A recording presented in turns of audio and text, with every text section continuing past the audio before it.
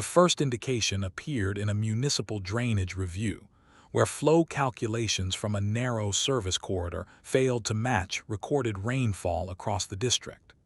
The alley itself, barely 3 meters wide, enclosed by century-old brick walls, registered full precipitation in regional weather models. Yet runoff measurements taken from its storm grate remained consistently below expected levels. Rain entered the alley. That much was confirmed visually.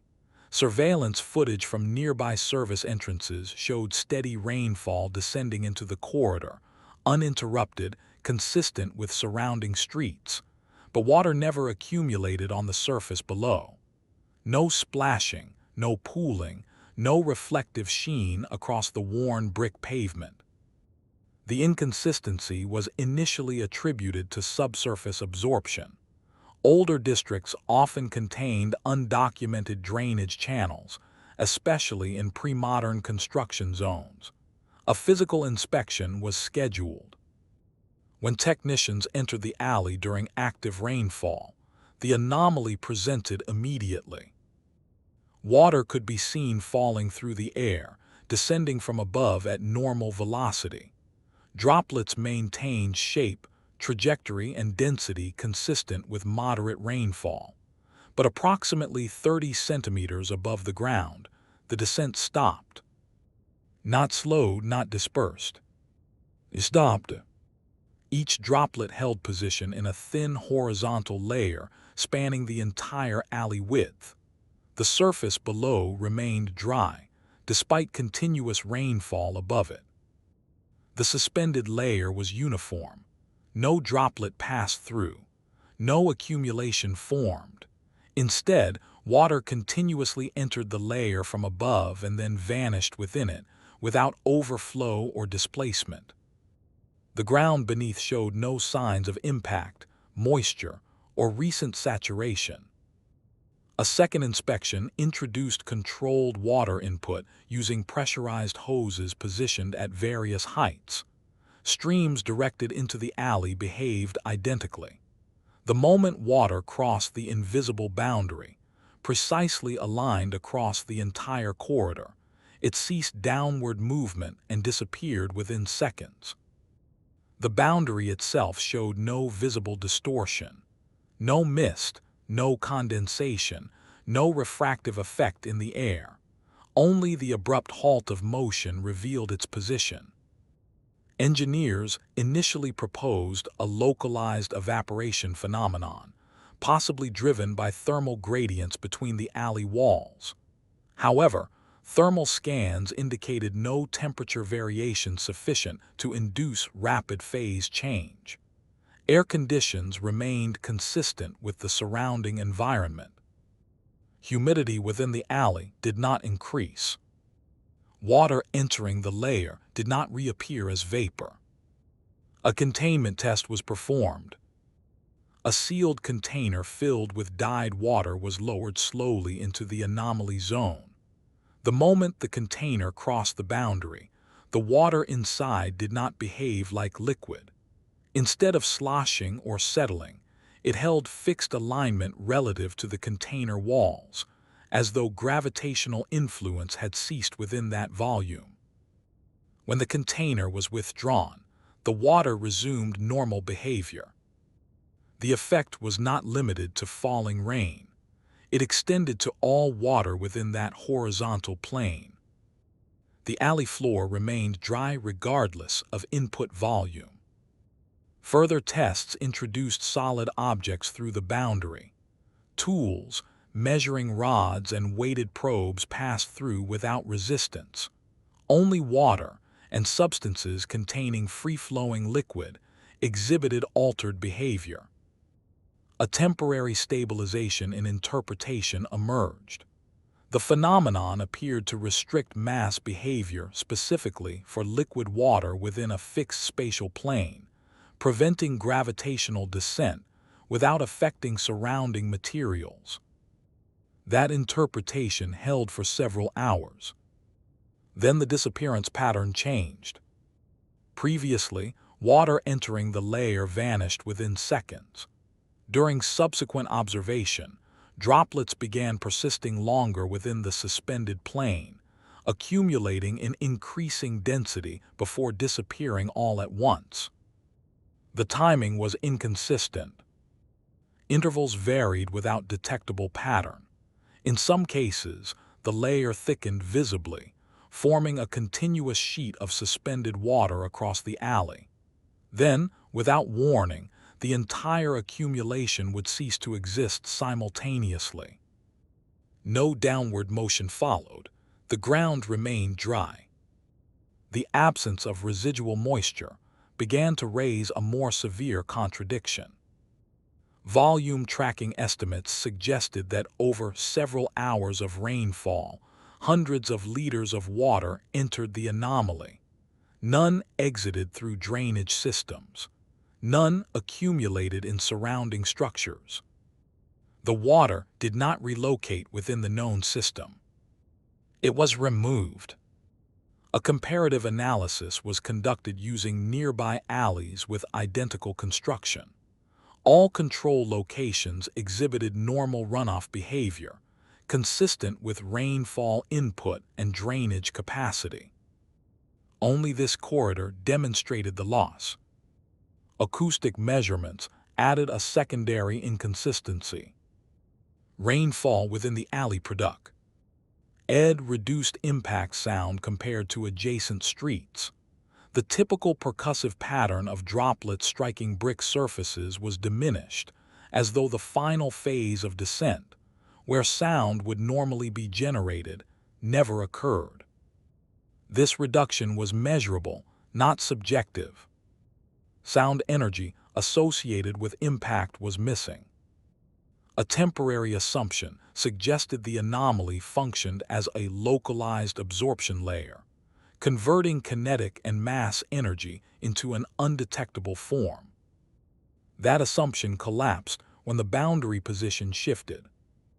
The horizontal plane, previously fixed 30 centimeters above the ground, rose by approximately 10 centimeters during a subsequent rainfall event. The shift occurred gradually over several minutes. No structural change in the alley corresponded to the movement. The boundary stabilized at the new height and remained there for the duration of the rainfall. When precipitation stopped, the layer ceased interacting with introduced water. The anomaly became undetectable until rainfall resumed. This introduced a dependency condition. The phenomenon activated only in the presence of falling water. Yet its behavior did not correlate linearly with rainfall intensity. During heavier precipitation, the layer did not descend or saturate.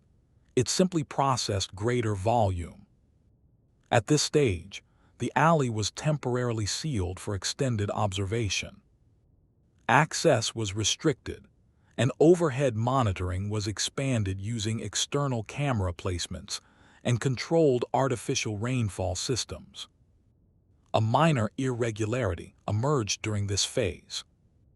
One of the initial assessments incorrectly recorded the boundary as fixed relative to ground level. Later comparison of footage revealed that the boundary had been adjusting its height subtly even during early observations, but the change had been dismissed as measurement variance. The correction introduced a new consideration. The boundary was not anchored to the ground. It maintained position relative to the falling water itself. Further testing confirmed this alignment. When artificial rainfall was introduced from varying heights, the boundary adjusted accordingly, always forming a fixed distance below the point of origin of the water. The layer followed the descent origin, not the physical structure. This behavior contradicted the initial classification as a static environmental anomaly. The phenomenon demonstrated independence from the alley's geometry. It was not bound to the ground, walls, or drainage system. It aligned with the act of rainfall itself. A final verification attempt, involved suspending water from a stationary release system mounted midair within the alley. The boundary formed beneath the release point, despite being significantly higher than the original rainfall source. Water descending from this artificial origin encountered the same suspension layer, maintaining the same distance offset. When the system was deactivated, the boundary vanished immediately. The alley returned to normal conditions. The ground remained dry. The phenomenon did not require natural rainfall. It required falling water. By the end of the initial containment phase, one condition had been confirmed beyond dispute. The anomaly was not a property of the alley. It was a condition imposed on water during descent, manifesting within the alley's spatial boundaries, but governed by a separate positional rule. The environment hosted it. It did not generate it, and it responded only to the presence of falling liquid mass. The independence was established. Following confirmation that the effect aligned with falling water rather than fixed architecture, testing expanded beyond the alley itself. Portable water release systems were deployed at increasing distances from the corridor, beginning with adjacent streets and gradually extending outward. The expectation was that the anomaly would either diminish or fail entirely outside the original boundaries. Instead, it relocated. Water released from a scaffold positioned just beyond the alley's entrance produced the same suspended layer, now extending partially into the street. The boundary maintained its relative position beneath the release point, regardless of whether that point existed inside or outside the alley. The effect was not expanding. It was repositioning. This distinction altered containment assumptions immediately. Subsequent trials confirmed that the anomaly did not occupy a fixed region. It appeared wherever falling water satisfied a specific set of conditions, though those conditions remained undefined beyond location proximity. Attempts to isolate the effect using sealed chambers produced partial results. When water was released within a controlled enclosure, the suspension layer formed as expected, but only when the chamber was positioned within a certain radius of the original alley. Beyond that radius, water behaved normally. This introduced a spatial threshold. The anomaly C would move, but only within a bounded zone centered on the original site. Mapping this zone revealed irregular edges. The effective area did not follow geometric symmetry or urban layout. Instead, its boundaries intersected structures unpredictably, extending through walls, beneath buildings, and across open spaces without regard for physical barriers. Within this zone, falling water could trigger the effect. Outside it, the phenomenon did not manifest. The next phase introduced a more complex inconsistency. During a scheduled infrastructure inspection, a maintenance crew initiated a routine washdown procedure on a nearby building facade. The water, released from an elevated system, began descending normally. Midway through the process, the suspension layer appeared, positioned not beneath the water source but several meters ahead of it, aligned with the direction the crew had planned to move next. The water encountered the boundary before reaching its expected descent path. The release system had not yet been repositioned. The boundary had appeared in advance of the water's movement. The sequence was reviewed multiple times. No mechanical shift occurred prior to the anomaly's repositioning. The layer did not follow the water. It aligned with the future position of the water source. Further trials were conducted under controlled conditions. Water release systems were programmed with predefined movement paths, including lateral repositioning across scaffolding tracks. In multiple instances, the suspension layer appeared ahead of the moving source, occupying positions where water had not yet been released. When the release system reached those positions, the effect was already active. The anomaly did not track current activity. It aligned with imminent activity. The implication was not formally stated, but it influenced all subsequent procedures. Operational protocols were revised. Water-based maintenance activities within the zone required preclearance. Release systems were restricted to fixed positions unless authorized. Movement paths were logged and reviewed in advance. Despite these measures, a significant disruption occurred during a routine rainfall event. Weather forecasts had predicted light precipitation across the district. Monitoring systems were active, and the alley remained under observation. Rain began as expected. The suspension layer formed within the alley, positioned beneath the descending droplets. Then, without any change in rainfall intensity, the boundary rose abruptly, nearly 1 meter higher than previously recorded levels. The shift occurred across the entire zone simultaneously. Water throughout the affected area began suspending at elevated positions, forming visible horizontal sheets above streets, rooftops, and open spaces. Pedestrian areas within the zone experienced reduced rainfall contact. Water could be seen descending, then halting midair, forming transient layers before vanishing. The ground across multiple blocks remained largely dry, despite active precipitation. This was the first externally observable consequence beyond the alley itself. Public visibility increased. Reports described rain stopping in the air, though the phenomenon remained localized and intermittent. Authorities restricted access to the central zone, citing infrastructure concerns. During this period, acoustic conditions across the area changed noticeably. The typical ambient sound of rainfall diminished, replaced by a muted, irregular pattern as droplets failed to complete their descent. The absence of impact sound extended beyond the alley, affecting the broader environment. The disruption persisted for the duration of the rainfall event. When precipitation ceased, the suspension layers disappeared immediately. No residual moisture was found on affected surfaces. Drainage systems registered minimal input despite confirmed rainfall. The volume discrepancy expanded significantly. Hydrological models for the district required adjustment.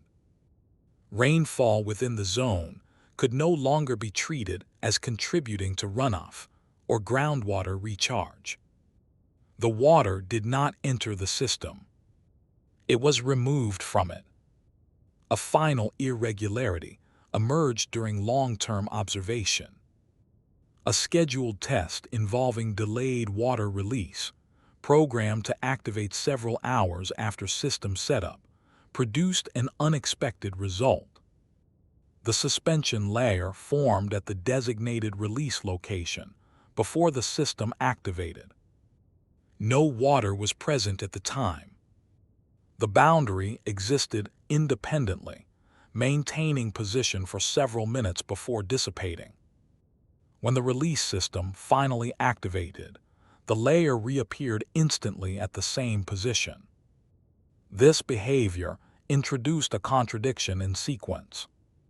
The condition associated with falling water appeared capable of manifesting in its absence, provided that the event had been defined in advance. Following this event, all programmable water release activities within the zone were suspended. The alley demonstrated alignment not only with physical descent, but with scheduled descent. The implications for infrastructure planning were immediate. Water-based systems, drainage, cleaning, fire suppression, required revised operational frameworks within the affected area. Predictive modeling incorporated anomaly interaction as a variable, altering standard procedures. The alley remained the origin reference point, but the condition no longer depended on its physical boundaries. Urban activity adjusted accordingly. Rainfall forecasts within the zone were no longer treated as direct environmental input. They were treated as conditional events. The area continues to experience precipitation. The ground remains intermittently dry. Water still descends. And at specific moments, sometimes before contact is possible, it stops, holds position in the air, and disappears without entering the system.